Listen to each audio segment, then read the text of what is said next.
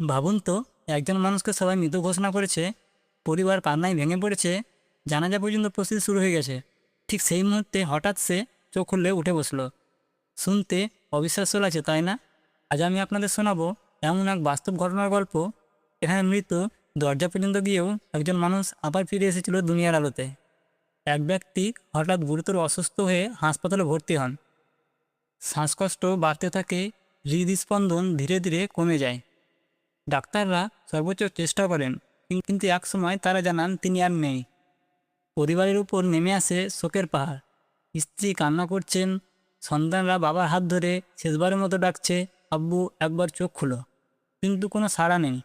কিছু সময় পর যখন সবাই প্রায় আশা ছেড়ে দিয়েছে, তখন হঠাৎ এক নার্স লক্ষ্য করলেন তার আঙুল সামান্য নড়ছে।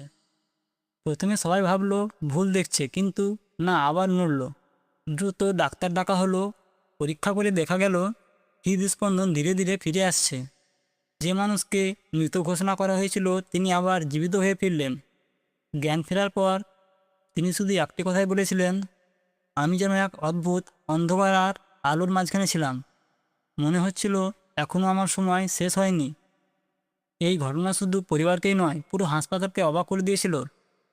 বন্ধুরা, জীবন আর মৃত্যু দুটোই সম্পূর্ণ আল্লাহর হাতে। মানুষ যতই পরিকল্পনা করুক, সে সিদ্ধান্ত একমাত্র আল্লাহই নেন।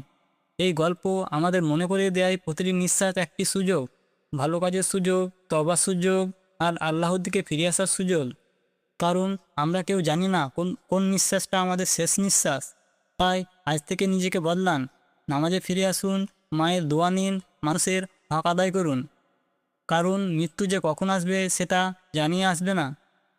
আর যদি এই গল্পটা আপনার হৃদয় ছুঁয়ে যায়, তাহলে ভিডিওটি শেয়ার করুন, হয়তো কারো জীবন বদলে যেতে পারে।